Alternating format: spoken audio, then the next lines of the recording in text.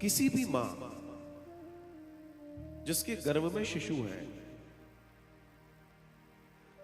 उसकी महा जिम्मेदारी है कि जब तक बच्चा गर्भ में है तब तक वह अपने आप को बहुत प्रसन्न, बहुत आनंदित रखे। परिवार के सदस्यों की भी ये ड्यूटी है कि वे घर का माहौल ऐसा रखें कि घर में किसी स्त्री के गर्भ में अगर बच्चा है तो पूरे परिवार के व्यक्तियों की ड्यूटी बन जाती है कि घर का माहौल बड़ा सुंदर, बड़ा शांत, बड़ा दैवीय और बड़ा दिव्य रखें।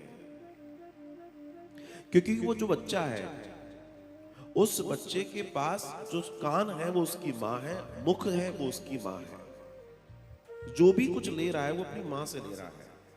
मां अगर चिंता में है तो बच्चा भी चिंता में है, मां अगर प्रसन्नता में है तो बच्चा भी प्रसन्नता में। मां जिन विचारों से गुजरेगी बच्चा उन विचारों से गुजरेगा। और यही वो समय होता है, अगर इस समय पर मेहनत कर ली गई तो फिर जीवन में कभी बच्चों को लेकर रोने की जरूरत नहीं पड़ेगी। जो हम आज पीछे दौड़ते हैं ना, वो नहीं पड़ेगा। उस समय का खान पान, उस समय की सोच, उस समय के विचार, उस समय का अध्ययन, सब कुछ डिजाइन होके आपके गर्भ में तैयार हो रहा है। और जैसा तैयार हो रहा है वही आपको मिलने वाला है। तो दुनिया में अगर संतान को लेकर आप कोई विचार कर रहे हैं तो दुनिया में सबसे कीमती समय है जब आपके गर्भ में बच्चा है। अगर उस समय अपने आप को आपने कंट्रोल कर लिया, उस समय आपने नियमों का पालन कर लिया, आप तय मान के चलिए आपकी पूरा जीवन आनंद और ऐश्वर्य के साथ चलने वाला है।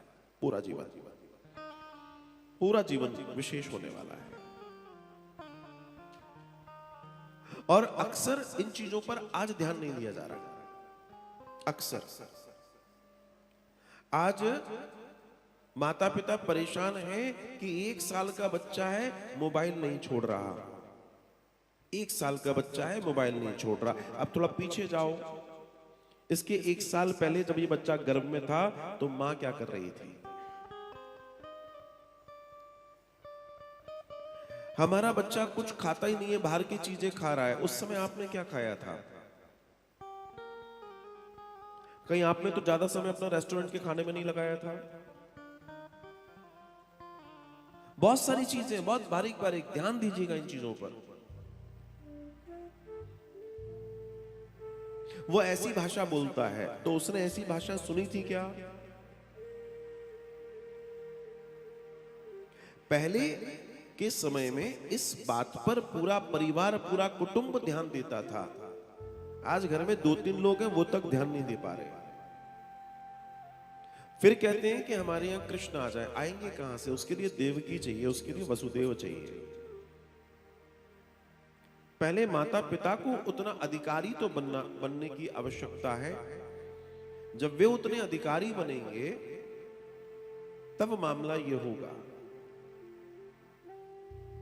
जैसे मान लीजिए, थोड़ा सा एग्जाम्पल देता हूं।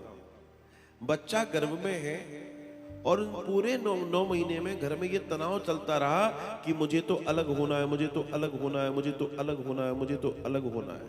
वो बच्चा बड़ा होकर क्या करेगा? समय के पहले कहेगा मुझे तो अलग होना है।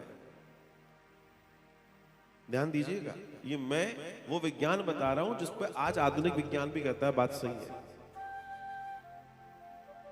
जैसे आपका मोबाइल का अगर नेट खुला हुआ है तो भले ही वो आपने रखा हुआ है, वो आपकी हर बात सुन रहा है, वैसे गर्भ में जो बच्चा है वो भी आपकी हर बात सुनता है और फिर वो वैसा ही रिएक्ट करता है, वो वैसा ही दर्शन देता है।